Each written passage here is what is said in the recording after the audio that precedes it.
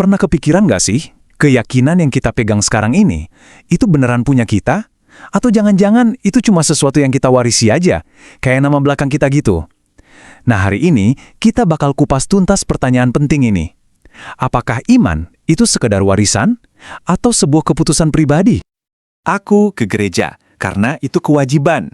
Wah, kalimat ini rasanya kok familiar banget ya buat sebagian besar dari kita. Apalagi yang dari kecil udah rutin ke gereja. Kita datang, nyanyi, berdoa, gerakannya udah hafal di luar kepala. Tapi, seringkali di balik semua itu ada rasa yang kosong. Kayak kita cuma mainin peran, tapi nggak pernah benar-benar meresapi ceritanya. Coba deh, kita berhenti sejenak dan jujur sama diri sendiri. Iman yang kamu jalani sekarang, itu lebih kerasa kayak status sosial, oh saya Kristen, atau beneran sebuah hubungan yang hidup dan personal sama Tuhan. Nah, inilah inti persoalan yang mau kita bongkar bareng-bareng. Oke, kita masuk ke bagian pertama ya. Kita sebut ini iman warisan. Atau, biar lebih gampang, anggap aja ini iman pinjaman. Ini tuh sistem kepercayaan yang kita dapat dari orang tua, dari lingkungan gereja, atau komunitas kita. Dan ini jadi titik awal buat banyak banget orang. Metafora ini dalam banget loh. Coba bayangin, kamu tinggal serumah sama seseorang bertahun-tahun. Tapi nggak pernah ngobrol beneran, nggak pernah kenal hatinya gimana. Kamu tahu namanya, kamu tahu dia ada di situ. Tapi ya gitu aja, nggak ada koneksi. Nah, iman warisan tuh bisa kerasa kayak gitu. Tuhan itu ada sebagai sebuah konsep di kepala kita, tapi bukan sebagai sosok yang benar-benar kita kenal secara pribadi. Eits, tapi jangan salah sangka ya, iman warisan itu sama sekali bukan hal yang buruk. Justru sebaliknya, itu adalah anugerah, sebuah fondasi yang dikasih ke kita secara cuma-cuma. Tapi, ya namanya fondasi, jadi berisiko banget kalau kita nggak pernah bangun apa-apa di atasnya. Coba kita lihat dua sisinya nih. Di satu sisi, sebagai anugerah, iman warisan ngasih kita dasar yang kuat, komunitas, dan pengenalan awal sama Tuhan. Itu hadiah yang luar biasa banget. Tapi, di sisi lain, ada risikonya. Kalau iman itu selamanya cuma pinjaman dan nggak pernah jadi milik kita sendiri, wah itu rapuh banget. Begitu krisis datang, doa rasanya nggak dijawab, atau mungkin kita dikecewain sama pemimpin rohani, seluruh bangunan iman kita itu bisa, boom, runtuh seketika. Terus, gimana dong solusinya? Jawabannya ada di satu pergeseran yang krusial banget. Dari iman yang pasif menjadi sebuah keputusan yang aktif dan sangat personal. Nah, disinilah titik baliknya. Ini dia kuncinya. Iman yang dewasa itu bukan berarti iman yang nggak punya pertanyaan sama sekali. Justru sebaliknya, itu adalah iman yang berani untuk punya pertanyaan. Itu adalah komitmen yang sadar, di mana kita bilang, oke, meskipun aku nggak ngerti semuanya, aku memilih untuk percaya. Dan Alkitab sendiri sebenarnya ngedukung ide ini loh. Ayat ini nunjukin kalau iman itu dimulainya dari hati, sesuatu yang personal banget di dalam diri kita. Baru setelah itu diungkapkan lewat mulut. Jadi ini menegaskan kalau iman itu adalah keputusan internal dulu sebelum jadi pengakuan eksternal. Ide ini diperkuat lagi di sini. Syaratnya jelas banget, dengan segenap hati.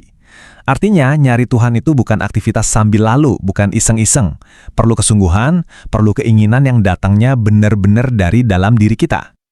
Dan akhirnya ayat ini kayak merangkum semuanya. Status kita sebagai anak-anak Allah itu ternyata bukan hak waris otomatis.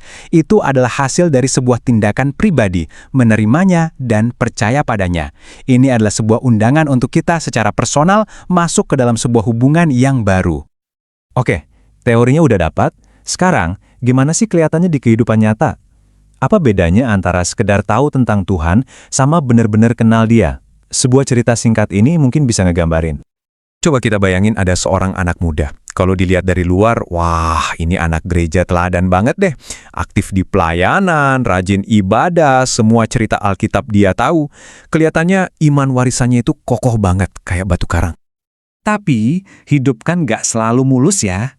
Datanglah masalah. Dia gagal di kuliah, terus ada konflik besar di keluarganya. Fondasi yang tadinya kelihatan kokoh itu mulai goyang.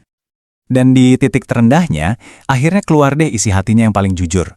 Saat tekanan makin berat, topeng agamawinya lepas. Dia sadar iman yang cuma berdasarkan rutinitas ternyata nggak cukup kuat buat nopang dia. Kekecewaannya itu justru ngebongkar fakta bahwa hubungannya sama Tuhan selama ini lebih kayak transaksi, bukan relasi. Nah, di sini kita bisa lihat perbedaannya dengan jelas banget. Di satu sisi ada agama, yang bisa aja cuma jadi formalitas, rutinitas rohani, sibuk di aktivitas gereja, dan menjaga penampilan luar. Tapi di sisi lain ada relasi yang hidup. Ada pencarian yang tulus dari hati, ada doa yang jujur apa adanya, dan ada ketaatan yang lahir karena cinta, bukan karena paksaan atau kewajiban. Oke, kita udah ngerti konsepnya. Terus, langkah praktisnya apa dong? Gimana caranya kita mulai mengubah iman warisan ini jadi iman pilihan pribadi? Yuk kita coba satu latihan yang sangat sederhana. Latihan ini simple banget. Coba deh selama seminggu ke depan, cari waktu tenang 10-15 menit aja setiap hari. Terus, coba ngobrol sama Tuhan. Nggak usah pakai bahasa-bahasa rohani yang kaku. Ngomong aja apa adanya. Ceritain apa yang bikin kamu capek, apa yang bikin kamu ragu, atau apa harapan kamu. Setelah itu, coba tulis satu kalimat aja setiap hari tentang apa yang kamu sadari soal hubunganmu sama Tuhan. Langkah kecil ini bisa jadi awal dari perubahan besar loh. Kita tutup bahasan kali ini dengan satu pertanyaan buat kita renungin masing-masing. Ini bukan buat ngejudge ya, tapi benar-benar buat direnungkan. Coba deh, lupain dulu sejenak soal warisan keluarga atau tradisi gereja. Kalau hari ini adalah hari di mana kamu harus secara sadar membuat keputusan iman itu, apa jawabanmu? Coba renungkan.